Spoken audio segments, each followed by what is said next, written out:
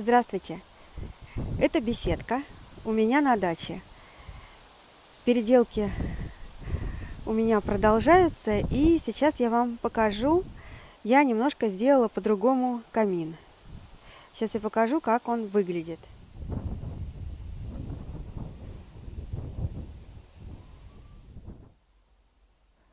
В общем, камин мы переделали. Не знаю, стало ли лучше. Раньше он был кирпичный, из красного кирпича, и, честно говоря, он мне не очень нравился. Мы его сделали из красного кирпича, потому что у нас этот кирпич был. И чтобы не покупать, деньги не тратить, решили сделать из того, что было. Ну, честно говоря, не очень мне понравилось, как это выглядит. И вот совсем недавно мы его обложили диким камнем или песчаник. Так еще, по-моему, называют этот камень. Не знаю, лучше стало или нет. Ну, еще я хочу лаком его покрасить. Кирпич у нас для камина был, а работа стоит.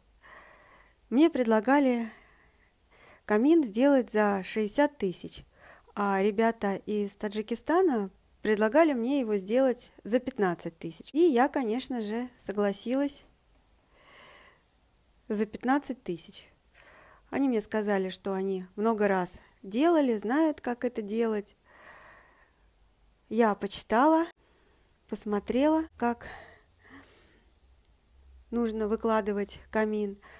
В общем-то, мне показалось ничего сложного, и согласилась. Хотелось, конечно, сделать подешевле, потому что вроде бы камин в беседке, на улице, это же не в доме. Вроде бы ничего такого сложного нет. Я стала изучать, как выложить камин. Топка должна быть из шамотного кирпича, еще, по-моему, нужна шамотная глина. Вот, в общем-то, ничего такого особенного. Они сделали нам камин, все у них получилось, и мы решили пожарить шашлыки. Мы разожгли огонь, и весь дым был в беседке. Вся беседка была в дыму, невозможно было здесь находиться, и мы не могли понять, почему дым не выходит в трубу. Это было абсолютно непонятно. В общем, мы думали, решали и не могли этого понять. Ну, потом заглянули в топку и увидели. Вот эта вот труба, вот этот дымоход. А на улице труба у нас была не кирпичная, а металлическая. Она была такого же диаметра, как дымоход, только почему-то он эту трубу опустил очень низко, очень близко к топке.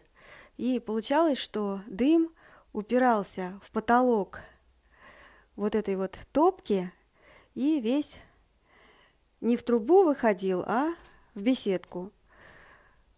Ну и не могли мы это сразу понять, почему он так сделал. И, в общем, потом, конечно же, он переделал. И мы сделали кирпичную трубу такого же диаметра. И сейчас вроде бы все нормально. Дым выходит в трубу. Сейчас труба кирпичная и металлический козырек сверху. А вначале мы сделали металлическую трубу, и козырька не было.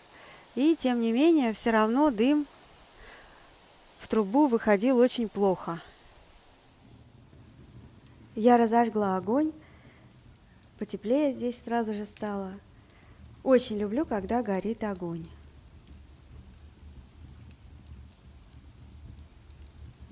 Топку выкладывали из шамотного кирпича.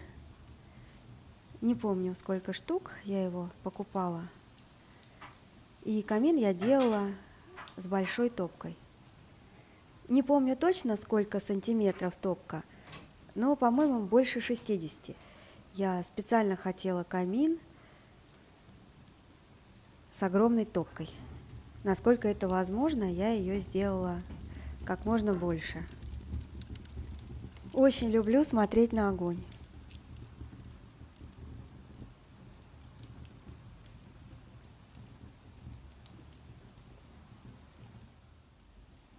Очень удобно, когда в беседке есть камин. У нас есть мангал на улице, но в Подмосковье постоянно идет дождь, и если нужно пожарить шашлыки, то это не очень удобно делать под дождем. А в беседке под крышей в любое время, когда удобно, можно разжечь огонь, и в любое время можно пожарить шашлыки. Когда огонь разжигаешь, сразу становится теплее, уютнее. И вообще я люблю посидеть у огня. И зимой у меня сын здесь шашлыки жарит с друзьями. В дождливую погоду я люблю сюда прийти, разжечь огонь и посидеть у огня с чашкой чая или кофе. А на огороде ничего не поделаешь в дождь. Здесь у нас еще есть казан. В нем мы тоже иногда готовим. Овощи готовили, да и плов можно делать, и мясо в казане. Как-нибудь приготовлю.